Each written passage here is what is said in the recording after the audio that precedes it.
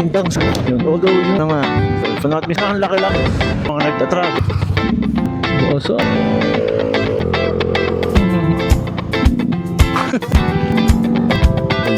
May siguro na yung nakalagay. Yung dalawa. So far comparing dun sa other hill, ano talaga to, mas very very walkable. Kasi wala pang 5 minutes, nasa tuktok na kami. Yun medyo mahaba kasi pag nakita nyo, ayun yung trail. Kaprasong trail na parang yung pa-curves na gano'n. Then tsaka kaakit papunta doon sa kabilang side sa taas. Sabi ko kanina na medyo mahirap bumaba. Kasi ano pa naman tayo, hindi pa naman tayo biniyaan na magaling ang balance. Tsaka mahirap din pag matangkad. Kaya nakakabilab yung ibang mga tao, paano sila nakakakit baba ng mga ganito ng mabilis. Tayo talagang sobrang challenging nito. Wala pa, kaso baka tayo yung una eh. Yung moral support, itutumba ka rin eh. Oh. Moral support lang talaga siya eh. Ito guys, konti na lang. Ay naku, dapat ang mga ginagawa namin sa sarili namin. Tinot-tinot sa bahay, pwedeng maupo lang. Nonood TV, nonood ng mga video. Inaabangan ang desisyon ni Lebron. Nag-feely ba siya? Talaga? At ayun na guys, natapos din. Ay. So ito na tayo. And again, weather is ano pa rin, nakikisama talaga. Medyo gloomy, pero still okay. Ayun, ito guys, diretso na kami pababa ng from Mount Bululurgod Baboy. Hindi rin kami sobrang nagtagal kasi ano naman eh, relatively okay naman yung view na. Hindi naman masyadong kailangan magtagal dun. And wala ka rin naman talaga masyadong gagawin outside of yung pag-akit mo dyan sa extremely short na trail. And may plano pa kasi iba pang puntahan, kaya bumaba na kami bago either umulan pa, isa pa yung ano, mamaya umulan. And ang hirap medyo mahirap or challenging bumaba rito, especially kung katulad nyo no, very slippery yan kapag nabasa. Ano, ito dati hindi ganyan kataas yan eh, na sobrang ano, obvious na nag-erode talaga siya. I-check ko nga sa isa sa mga old videos natin, kasi talagang alam ko hindi siya ganyan eh. POV naman nung dagat.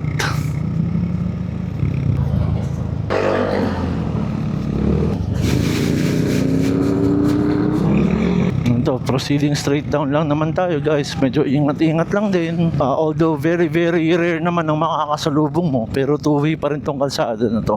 Uy, fast food. Ito na, sa baba na tayo guys ulit. Nasa main road na tayo ng Mabini ulit. Ano, S-Curbs. Balikan na rin natin itong store na to na may napaka-unique na logo. So yun guys, sinight trip na muna kasi kaagad natin yung Mount Gulugod Baboy. Pero like what I said earlier, hindi naman ganun kalaki itong loop na to. And mix siya kasi ng pupunta ka ng coastline or Yama, yung waterline, and then ito umaakit ka ng nasa taas ka kahit paano konti ng bundok or midway ng bundok. Kaya sobrang ano rin, sobrang gandang experience na ikutin siya. And then most ng mga dito, napansin ko nung last time na dito kami nagstay, most ng places dito are para mga diving spots sa daga. Ayan, mix talaga siya ng ganito, S-curves. Yeah, even yung warning earlier, yun ang sinasabi. Basang katutak talaga, or there are really a lot of S-curves dito na sobrang nakaka-enjoy. Grabe naman yung akit ng kakaiba yung rampa. Ano sinasabi ko guys, parang dive spots siya or scuba spots yung iba. Pininturahan na. Napinturahan na to. May nakalagay ng mainit. Dati wala pang pintura to eh. Ang galing nga eh. Pinapinturahan na. Nalinis. Tsaka yung sinasabi mo kanina pa, mapapansin mo, cove talaga siya, wala siyang buhangin. Ayan guys, para makita nyo yung line ng cove. Ayan o. Yan. Bumaba dyan? Mayroon pumakyat. Madaling bumaba. May may cheat code May longganisang Ilocos.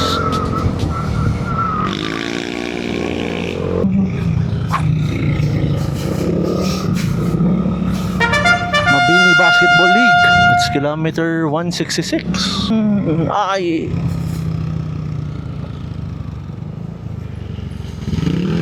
Nakalaglag yung kawat. Dangerous.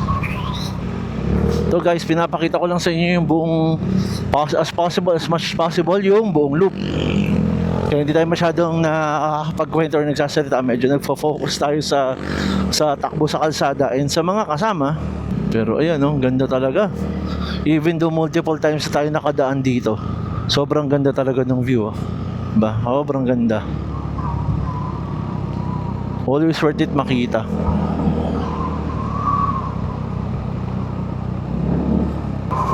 Ito medyo slippery guys, nararamdaman ko. Ang dulas ng buhangin. Kaya pag umikot kayo dito, ang dami nyo talaga may encounter na type of road situations. Yan ito kanina, medyo flat na tayo ng konti, then umaahon na naman. Then later, pababa na naman ulit.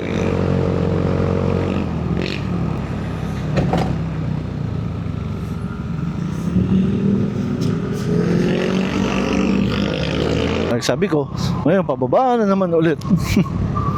I think konti na lang matatapos na natin siya. ATV. May top box pa. Ito guys, Camp ni Tanya.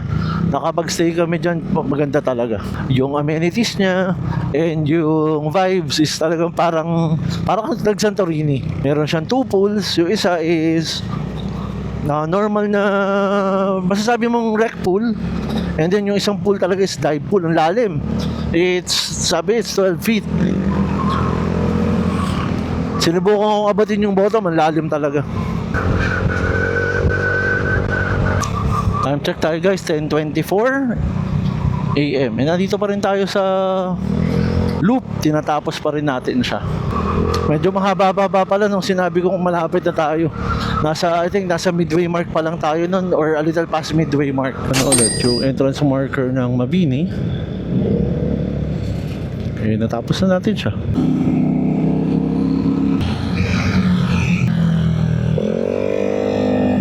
Yung fuel consumption natin as per sa gauge is nasa half tank pa lang tayo, or nasa 3 bars pa lang.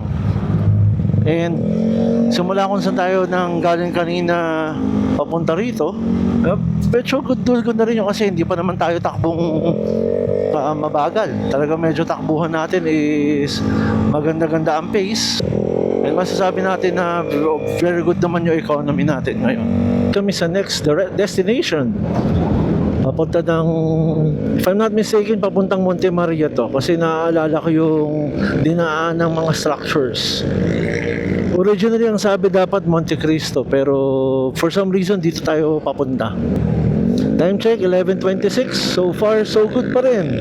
Nakisama na talaga ng sobrang weather. And talaga binigyan tayo ng very gloomy day. So thank you talaga na meron tayong magandang ride and weather na magkasabay. Kasi talagang mas okay talaga na medyo gloomy para naman medyo presko ang biyahe. And hindi ko na-recall kung dati ba naka-asphalt na to ng ganito. Pero maganda yung road. Pacing natin is very good din. Kasi nasa between 60-70 naman tayo. Which is very ideal. Not too fast, pero also not too slow.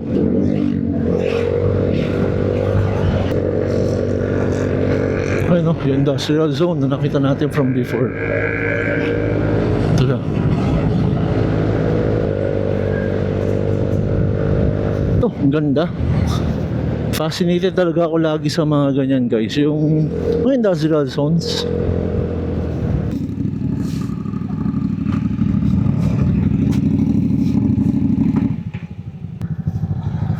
Atras mo?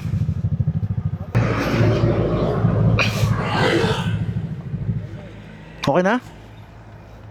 Ito guys, naisip mo na tumigil sa isa parang lomihan dito. Lang siyang bahay. Ang init na, traffic pa. Kaya yun. Ito guys, first na formal namin pahinga. Kasi kanina side trip pahinga eh. First namin talagang pahinga, nakakita si RJ ng lomihan dito. Papunta, sabi ko kanina, papunta tayong Monte. Ayun, si Cleo, yun din. So malapit-lapit naman muna tayo, tsaka dito, kaya dito napiling mag-stop. So sakto lang din naman kasi bago talaga mag-lunch break. Saan pa naging Lomi boys kung dito naglalaro? Oo nga, tama nga naman. Tsaka literal, yung Lomi house nila dito, Lomi lang ang meron. Akala ko may mga ibang variety pa sila na offerings, pero Lomi and, actually, yung typical Lomi and pansit na magkasama. So yun, antay lang namin yung order namin, then pakita namin sa inyo. Ito guys, umpisa na. Ito, chamin, panalo, chami with chicken. Ito, pareho kami ni A. Double tap na Lomi. Ito rin naman is bihon. Conventional bihon. Yun yung pag wala sa handaan, magkakagulo. Tapos itong kopon, first time ko nakakita nito. Carbs on carbs. Lomi inuulam sa rice. Grabe. Yun lang. Kain na muna kami. Ano yun? So grabe. Sobrang lapot talaga ba sa tunay na Batangas Lomi. Ayun guys, done. Okay naman, ayun, no? Out na lahat, done na lahat. Meeting lang muna ako. Konting pahinga lang. Muna.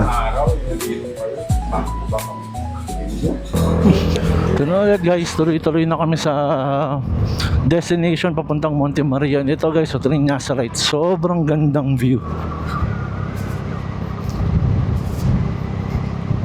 Sobrang ganda.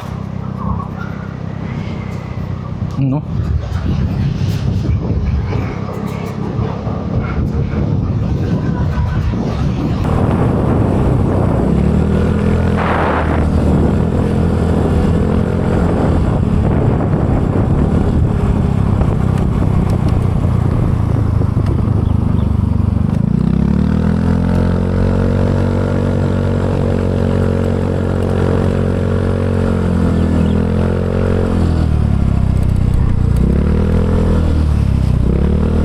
So na, ito na yung rest ng mga homies. Nandito na tayo.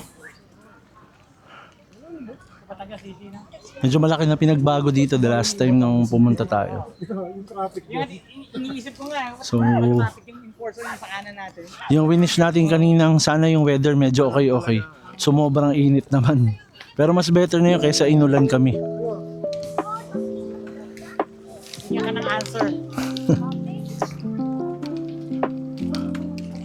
So far pa din naman dun, pareho pa rin yung itsura ng yung mga pods. Pag mga gusto maggawa ng accommodation dito. Ayun yung ano yata nila, yung pinoproject nilang dapat magiging view na or pagiging itsura ng place once fully developed na siya. Sa baba yata may rest. Sagot. Wala pa rin tubig yung ano. Last time pumunta kami dito, walang tubig yung fountain. Wala pa rin tubig yung fountain nila.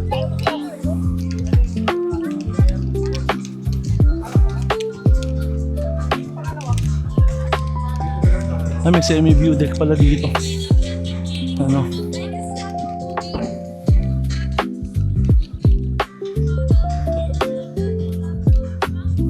So parang yung mirror walk yata. Nandito sa mirror walk yun. Kailangan maingat ka talaga. Mahulog ka doon. Ang POV na. Tapos ito yung infamous na glass walk. Medyo tolerable naman yung volume ng tao so far. Init.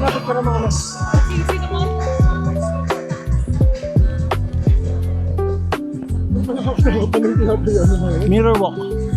Pag nandito ka pala very near that. Dati nung pumunta kami dito, nilakad namin to. Hindi hindi siya, parang hindi siya ganyan kalaki. Pero medyo malaki pala talaga siya.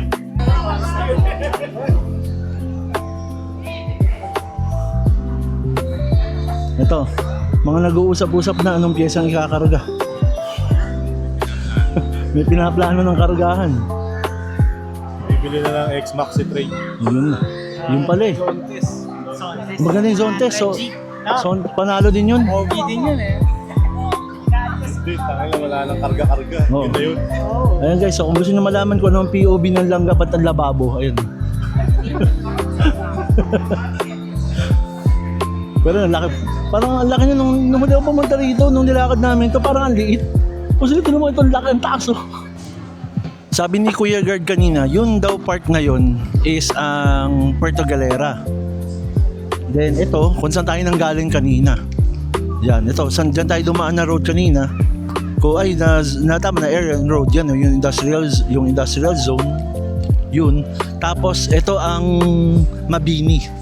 Ayun ang mga gulugod baboy. So yan lang yung inabot natin from dyan to dito. Kaya medyo malayo-layo rin. Pero inabot lang kami ng almost an hour lang eh. Kaya medyo sakto lang. Surprisingly, medyo mabilis-bilis pa rin kahit na nagkaroon pa kami na isang mahabang stop. So, medyo maingay dito guys eh. Panigurado mapipick up yung sound. Plano yatang gawin is from dito, bababa tayo ng Laurel. Then tapos pwedeng tapos noon tsaka didiretso ng Agoncillo, then going to Sampaloc Road. Pero pwede pa rin mabago, so titingnan natin later kung ano mangyayari. Kaya ito na nga guys, napag-usapan na namin. Dadaan daw muna kami ng halfway stop namin will be San Nicolas. Kasi since yun na naman yung dadaanan papunta ron. So after ng tigil namin sa San Nicolas, dire-diretso na pa uwi.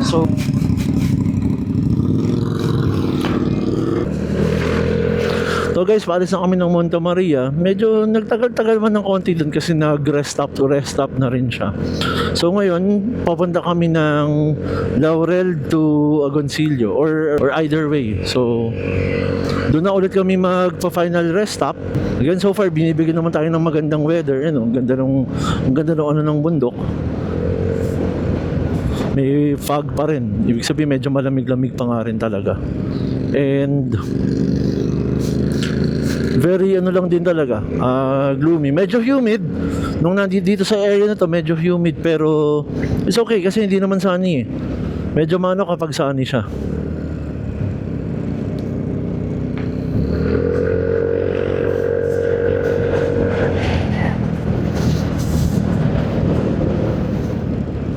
So may namimitik pa.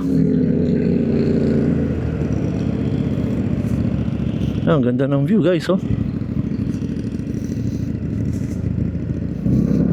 Sobrang sulit. Still continuing dito sa road, wala pa naman tayo masyadong action, kaalis-alis pa lang natin. And time check guys, 1:51 in the afternoon. Ito, ano kaya ito guys? Wala nung ano yan. Anyone nga makakapagsabi, please comment nyo naman. Ang sarap ng breeze.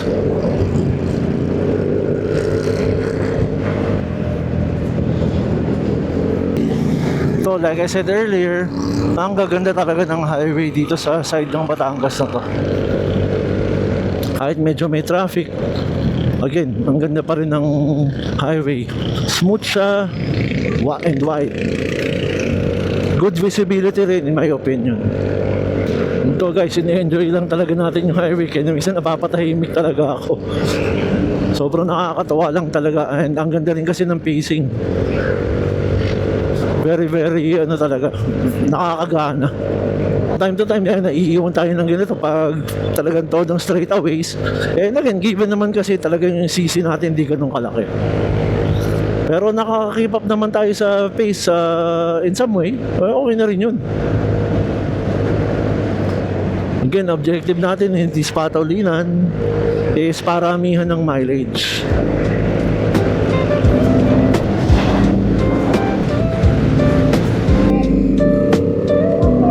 Wala pa? Wala si A. Nawawala daw si A.